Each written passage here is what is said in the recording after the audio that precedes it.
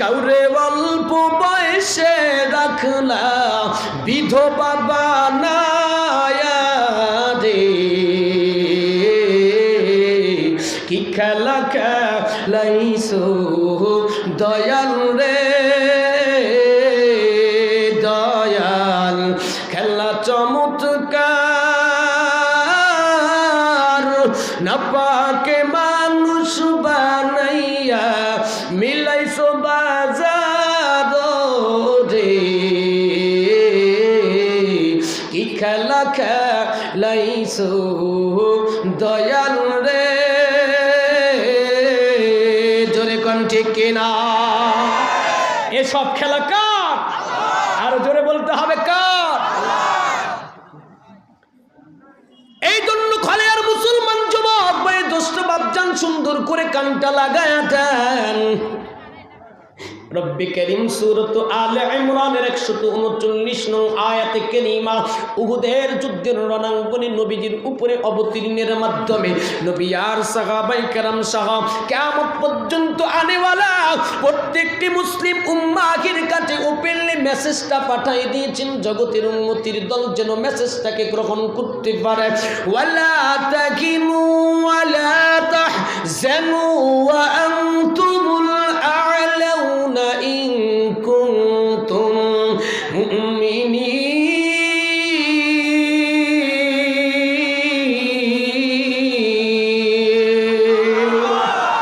ও জগতের মুসলমান ইমানদার, হীনবল তোমরা কখনো হবা না, টেনশন করবা না, চিন্তার কোনো কারণ নাই।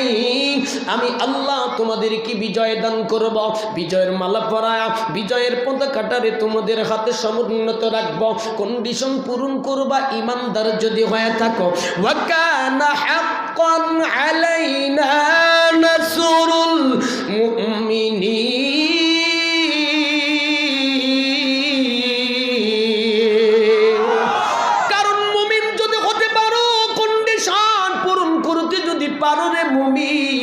মুমিনকে সাহায্য করা এ তো আমি আল্লাহ পাকের জিম্মাদারি। এই জন্য বুঝাইলাম রে মুসলমান, আমাদেরকে সবার আগে ইমানকে নবায়ন করতে হবে। ইমানকে আমাদেরকে নবায়ন করবার মাধ্যমে ইমানের উপরে অটল অবিচল থেকে জিন্দেগি পারাপার করতে হবে।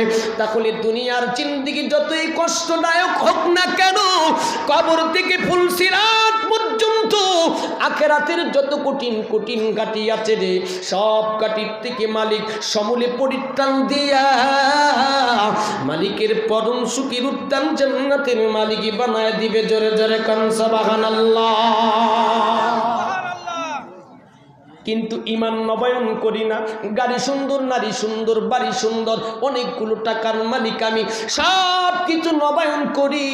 গাড়ি পুরাতন হলে চেঞ্জ করে নতুন গাড়ি নেই, বাড়ি পুরাতন হলে সুন্দর কালার লাগাই। ওরে মুসলমান, কাপড় পুরাতন হলে চেঞ্জ করে নতুন মডেলের কাপড় ব্যবহার করি, সব কিছু নবায়ন করি।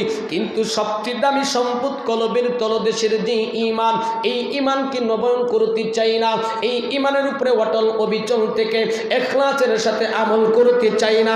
এই জন্য আজকে আমরা ক্রমে ক্রমে আর পালাক্রমে ইসলাম ইমান বিধ্বংসী পশ্চিমার পশ্চাৎ রামপন্থী আর বামপন্থীদের হাতে বিভিন্ন জুলুম নির্যাতনার নিপীড়নের শিকার হয়ে পৃথিবীর ম্যাক্সিমাম মুসলিম অধ্যুষিত রাষ্ট্র আর অঞ্চলগুলোতে মুসলমানরা মানবেতর জীবন করে ক্রন্দন করে রক্ষা পাবার কোনো রাস্তা নাই। জোরে জোরে কণ্ঠে কিনা?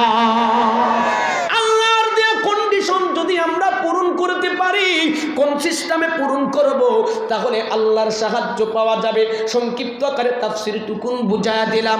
ওরে মুসলমান, জগতের ভিতরে সবচেয়ে বড় দামি সম্পদের নাম হচ্ছে মুসলমানের ইমান। জোরে জোরে কোন ঠিক কিনা? দামি সম্পদের নাম কি? 10 গোডাউন তামাক আপনার রয়েছে, 10 গোডাউন তামাক যদি চুরি হয়ে যায়, কলবের তলদেশে ইমান আল্লাহ পাক সংরক্ষণ করেছেন বড় যত্ন সহকারে। এই ইমান যদি কলবের তলদেশের গোডাউনে সংরক্ষণ থাকে, কিয়ামতের দিবসে আল্লাহর কাছে আপনি সবচেয়ে বড় দামি। কিন্তু দুনিয়ার জগতের সব গোডাউনজাত সম্পদগুলো ঠিক আছে, কলবের তলদেশের গোডাউন থেকে ইমান নামক সম্পদ চুরি হয়ে গেছে। নবী আমার বয়ান করে বুঝায় রে উম্মতের দল, কলবের তলদেশ থেকে ঈমান সংরক্ষণের গোডাউন থেকে ঈমান যদি তোমারও চুরি হয়ে যায়, স্মরণ রাখিও কিয়ামতের দিবসে মরা মশার পাংখা পরিমাণ মর্যাদা আল্লাহর আদালতে তোমার না। কারণ তুমি জগতের সম্পদ যত গুরুত্বের সাথে তুমি সংরক্ষণ করো, তার থেকে অসংখ্য গুণিত বেশি গুণে তোমার ঈমানকে আল্লাহ পাক কলবের তলদেশে সংরক্ষণ করে দিয়েছেন। জোরে জোরে কোন সুবহানাল্লাহ। আচ্ছা বলুন দেখি, আপনার আমার ঘরে যদি 10 ভরি স্বর্ণ থাকে, কয় ভরি? কয় ভরি? 10 ভরি। আর একটা যদি 5 টাকার কয়েন থাকে, কয় টাকার? এই 10 ভরি স্বর্ণ রে বেশি গুরুত্বের সাথে হেফাজত করব না এই 5 টাকার কয়েনটারে। 5 টাকার কয়েনটারে উপরের পকেটে রাখলেও পরোয়া নাই, হারায় গেলে তেমন কিছু ক্ষতি হবে না। 10 ভরি স্বর্ণ আমি যেটাই সেটাই রাখবো না, কারণ আমার মস্তিষ্কের মেমোরি কোটায় কথাটা ভালোই স্মরণ আছে। 10 ভরি স্বর্ণ যদি কোনোভাবে বিনষ্ট আর চুরি হয়ে যায়, আমার জীবনের পুঁজি শেষ। এই জন্য 10 ভরি স্বর্ণকে অতি গুরুত্বের সাথে আমার বাড়ির ভিতরে, আমার আন্ডারগ্রাউন্ডের ভিতরে বিশাল এক বাক্সের ভিতরে ছোট্ট করে একটা বাক্স তৈরি করে সেই বাক্সের ভিতরে স্বর্ণ 10 ভরির হেফাজত করে তালা লাগায়া চাবিটারে নিজ হেফাজতে রাখি। ঠিক কিনা জোরে? নিজ হেফাজতে রাখি। এ কারণে চাবিটা যদি কোনো চোর ডাকাতের হাতে যায়, স্বর্ণ যতই গুরুত্বের সাথে হেফাজত করি না কেন, হেফাজত থাকবে না। থাকবে? জোরে বলেন। আর মুসলমান সুন্দর করে বুঝবেন, এই স্বর্ণ হেফাজতের বাক্স তৈরি করতে গেলে মৌলিকভাবে 4টা উপাদান লাগে। জোরে বলেন কয়টা? 1 নম্বরে কাঠ, 2 নম্বরে কাঠের সাথে কাঠকে জোড়া দেওয়ার জন্য প্রেকিং বা খিল, 3 নম্বর হাতুড়ি, 4 নম্বরে তালা। কাঠ আছে, হাতুড়ি আছে, তালা আছে, প্রেক আছে। 4টা উপাদানেই বিদ্যমান, কিন্তু 4 উপাদানের মাধ্যমে বাক্স তৈরি করবার জন্য একজন কারিগরের প্রয়োজন আছে না নাই? কারিগর আছে, কিন্তু 4টা মৌলিক উপাদান নাই, বাক্স তৈরি হবে না। 4 উপাদান আছে, কারিগর নাই, বাক্স তৈরি হবে। এই জন্য মৌলিক 4টা উপাদানের সাথে কারিগরের সাহায্যে বাক্স তৈরি করলেন। তৈরি করবার পর আপনার বাড়ির একান্ত গোপন জায়গায় 10 ভরি স্বর্ণকে হেফাজত করে চাবিটাকে একান্ত হেফাজতে রাখলেন, যাতে করে স্বর্ণ চুরি হয়ে না যায়। কিন্তু মুসলমান ভালো করে স্মরণ রাখবেন, আল্লাহর পয়গম্বরের হাদিসের ব্যাখ্যা বলছি। আল্লাহর পয়গম্বরের হাদিসের ব্যাখ্যা আসছে, আল্লাহ পাক রব্বুল আলামিন 4টি মৌলিক উপাদানের মাধ্যমে নিজেই কারিগর সাইজা একজন মুসলমানের ঈমান সংরক্ষণের বাক্স তৈরি করে ঈমানকে সংরক্ষণ করবার পর ঈমান সংরক্ষণের বাক্সের তালার চাবি ঈমানদারের হাতে দিয়ে সতর্ক করছে, রে ঈমানদার, খবরদার খবরদার, ঈমান সংরক্ষণের বাক্সের তালার চাবি যাতে করে কোনো ইসলামী মান বিধ্বংসীদের হাতে চলে না যায়। যদি কোনো কৌশলে কোনো কারণে সুযোগ সুবিধা দেখায় তোমার ঈমান সংরক্ষণের বাক্সের তালার চাবি যদি তাদের হস্তগোচরে চলে যায়, চোখের পলকে তোমার ঈমান চুরি করে বেঈমান করে কবরের জগতে পাঠায় দিবে। এই জন্য মুমিন তুমি সজাগ থাকবা।